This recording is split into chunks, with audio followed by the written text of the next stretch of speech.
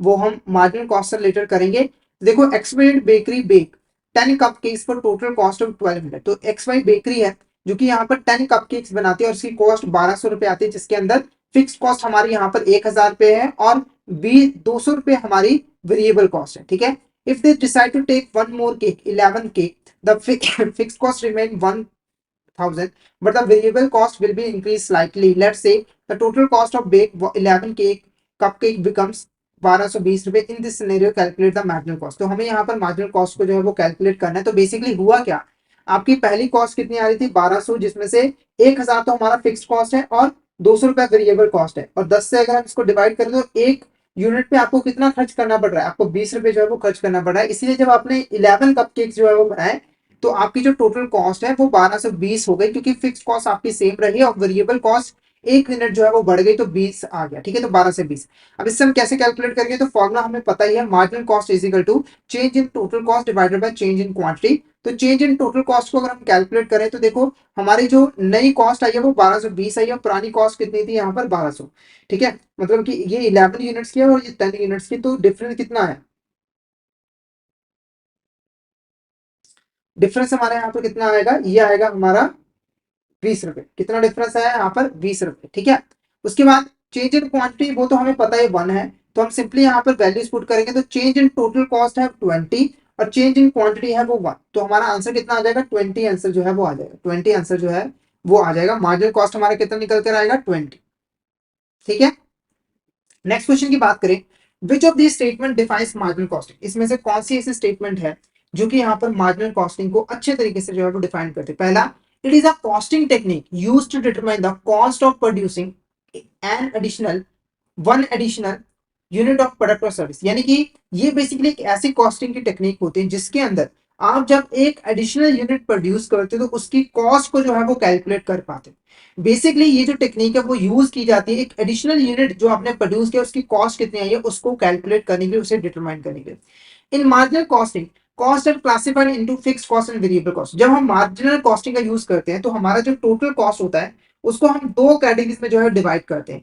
एक होता है हमारा फिक्स कॉस्ट, एक होता है हमारे यहाँ पर फिक्स कॉस्ट, और एक होता है हमारा वेरिएबल कॉस्ट। फिक्स कॉस्ट वो कॉस्ट होता है जो कि प्रोडक्शन में चेंज आने की वजह से चेंज नहीं होता है, ये फिक्स ही रहता है। जैसे कि रेंट हो गया, आपने फैक्ट्री का रेंट यहाँ पर 10,000 पे करते हो, तो आप अगर यहाँ पर फैक्ट्री में 0 यूनिट्स प्रोड्यूस करते हो तब भी आपको 10,000 पे करना पड़ेगा। अगर आप 1000 यूनिट प्रोड्यूस करते हो तब भी आपको 10,000 पे करना पड़ेगा। यानी कि प्रोडक्शन में चेंज आने की वजह से इसके ऊपर चेंज नहीं आता। वेरिएबल कॉस्ट, वेरिएबल कॉस्ट जो है वो प्रोडक्शन के ऊपर डिपेंड करती है। अगर प्रोडक्शन इंक्रीज होती है तो वेरिएबल कॉस्ट भी इंक्रीज हो जाती है, और प्रोडक्शन कम होती है तो वेरिएबल कॉस्ट भी कम हो जाती है। जैसे एग्जांपल के रॉ मटेरियल की कॉस्ट, अगर आप मान के चलो 10 यूनिट्स प्रोड्यूस करते हो तो आपको 10 यूनिट्स ऑफ रॉ मटेरियल की जरूरत है। एक यूनिट अगर 10 रुपए की है तो आपको 100 रुपए यहाँ पर खर्च करना पड़ेगा। वहीं अगर आप 20 यूनिट्स प्रोड्यूस करते हो तो आपको 20 units of raw material purchase करना पड़ेगा, जिसके ऊपर आपको 200 रुपीज जो है वो पे करना पड़ेगा, यानी कि हमारी कॉस्ट जो है वो इंक्रीज हो जाएगी। उसके बाद in this technique of costing only variable cost are charge to operation process of product. देखो मार्जिनल कॉस्टिंग की एक खासियत है कि मार्जिनल कॉस्टिंग के अंदर सिर्फ और सिर्फ जो वेरिएबल कॉस्ट है वही यहाँ पर प्रोडक्ट और सर्विस की कॉस्ट के अंदर जो है इंक्लूड किए जाते हैं। जो फिक्स कॉस्ट है उसको हम इग्नोर कर देते हैं, उसको इंक्लूड नहीं करते। All fix cost to be written off against the contribution in the period of which they arise. तो देखो हमारे जो फिक्स कॉस्ट होते हैं वो बेसिकली कंट्रीब्यूशन के साथ जो है वो राइट ऑफ किए जाते हैं ताकि हम प्रॉफिट जो है वो कैलकुलेट कर सके। तो ये सभी के सभी जो स्टेटमेंट है वो बिल्कुल करेक्ट है और ये डिफाइन करती है हमारे मार्जिनल कॉस्टिंग को। तो हमारा जो करेक्ट आंसर रहेगा, हमारा जो करेक्ट आंसर रहेगा वो रहेगा ऑप्शन डी। ऑप्शन डी हमारे यहाँ पे जो है वो करेक्ट आंसर रहेगा, क्योंकि ये सारी की सारी स्टेटमेंट जो है वो बिल्कुल करेक्ट है। तो option D is a correct answer.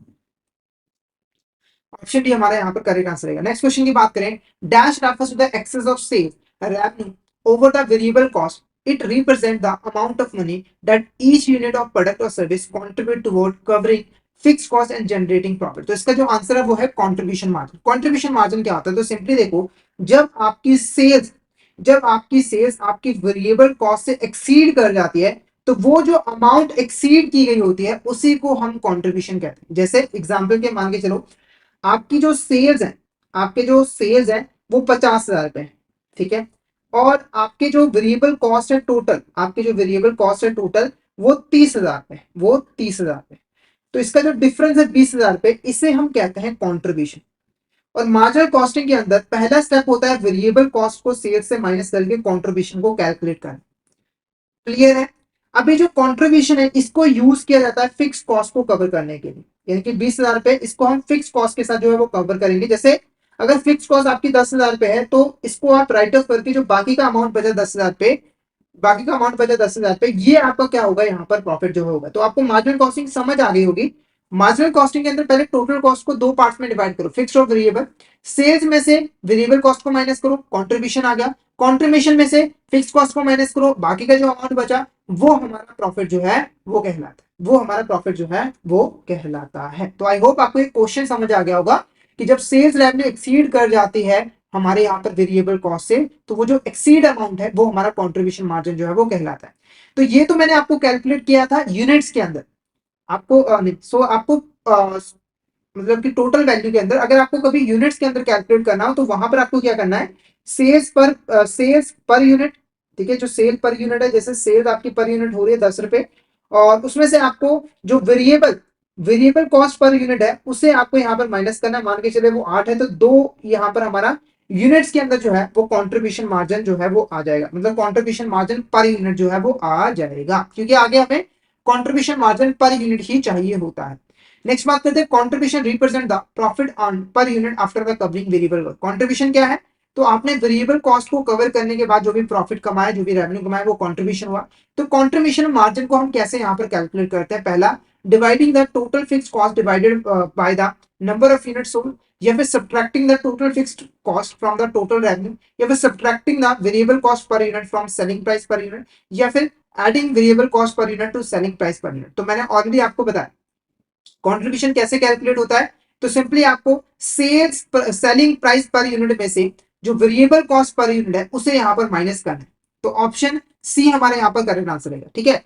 तो जब आप यहां पर सेल प्राइस पर यूनिट में से variable cost per unit minus करते हो तो आपका यहां पर कंट्रीब्यूशन निकल कर आता है, और ये जो कंट्रीब्यूशन है वो टोटल नहीं बल्कि कंट्रीब्यूशन पर यूनिट है, यानी कि हर यूनिट पे आपने जो सेल किया उस पे आपको कितना कंट्रीब्यूशन जो है वो मिल रहा है। तो ऑप्शन सी हमारे यहाँ पर करेक्ट आंसर है, option C is the correct answer. Next question की बात करें, if firm manufacturing tables has fixed cost of 1 lakh and the variable cost is 120 per unit, sale price is 160 per unit, during the year it is sold 3000 tables, what is the contribution of the firm during the year। ठीक है, तो हमें यहाँ पर contribution को जो है वो कैलकुलेट करना है। कैसे होगा, देखो हमें क्या करना है, सबसे पहले दो तरीके कंट्रीब्यूशन को यहाँ पर दो तरीके से हम कैलकुलेट कर सकते हैं। एक है कि सीधा आप क्या करो, जो हमारा सेल प्राइस पर यूनिट है, हमारा जो सेल प्राइस पर यूनिट है उसमें से आप वेरिएबल प्राइस पर यूनिट को माइनस कर दो। ठीक है, यहां पर मैं शॉर्ट में लिख देता हूं पर यूनिट। तो सेल प्राइस कितना है 160, उसमें से 120 वेरिएबल कॉस्ट पर यूनिट को माइनस करो तो 40। ये हमारा क्या है, 40 हमारा यहाँ पर क्या है, ये है हमारा कंट्रीब्यूशन। 40 क्या है हमारा कंट्रीब्यूशन। अब ये तो है हमारा कंट्रीब्यूशन पर यूनिट, ये है हमारा कंट्रीब्यूशन पर यूनिट। अब हमें टोटल कंट्रीब्यूशन कैलकुलेट करना है, तो सिंपली आपको दिया हुआ है कि आपकी सेल्स कितनी है, 3000 आपकी यहाँ पे जो है वो सेल्स है, आपकी यहाँ पर सेल्स कितने हैं 3000। तो सिंपली अगर आपको एक यूनिट के ऊपर 40 रुपए का कंट्रीब्यूशन मिल रहा है, तो अगर आप इसको 3000 के साथ मल्टीप्लाई कर दो तो आपका टोटल कंट्रीब्यूशन जो है निकल कर आ जाएगा, जैसे 40 इंटू 3000, तो ये कितना आ जाएगा 1,20,000। एक तो ये तरीका है। दूसरा तरीका क्या हो सकता है, दूसरा तरीका क्या होता है हो सकता है, तो आप यहाँ पर क्या करो, पहले टोटल सेल्स यहाँ पर कैलकुलेट कर लो। आप यहाँ पर टोटल सेल्स जो है वो कैलकुलेट कर लो।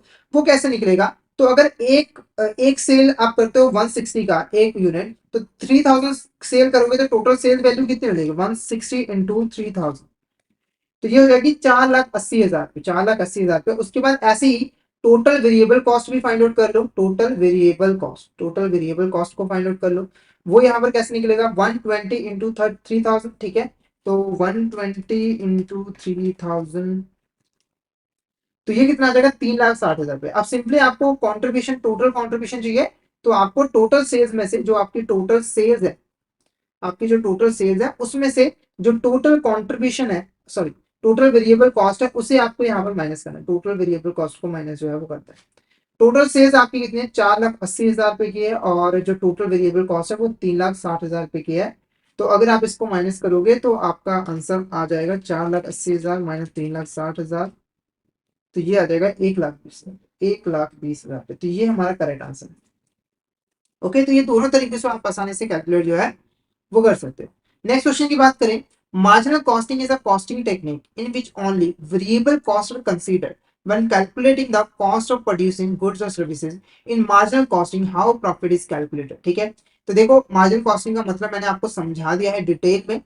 तो हमें पता करना है कि जो मार्जिनल कॉस्टिंग है उसके अंदर प्रॉफिट को हम कैसे कैलकुलेट करते हैं। पहला, profits are calculated by adding total fix cost to the total contribution margin. जब आप टोटल फिक्स कॉस्ट को टोटल कंट्रीब्यूशन मार्जिन में ऐड कर देते हो तो आपका प्रॉफिट निकल कर आता है। या फिर profit calculated by subtracting the total fix cost from the total contribution margin. जब आप टोटल कंट्रीब्यूशन मार्जिन में से टोटल फिक्स कॉस्ट को माइनस कर देते हो तब आपका प्रॉफिट निकल कर आता है। या फिर profits are calculated by multiplying the total variable cost by the number of unit produce. या फिर profits are calculated by dividing total sales revenue by the total fixed cost.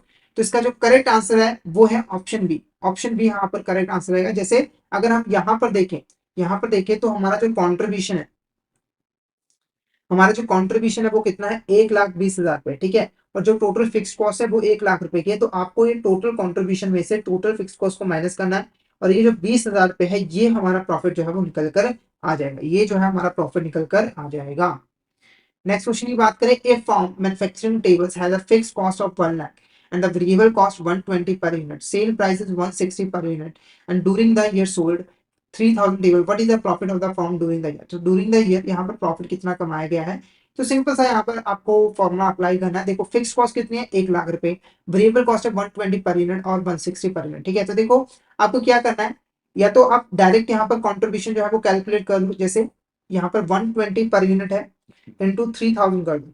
ठीक है, और 160 इंटू 3,000 यहाँ पे जो है कर दो। तो ये ऑलरेडी हमने कैलकुलेट किया हुआ है।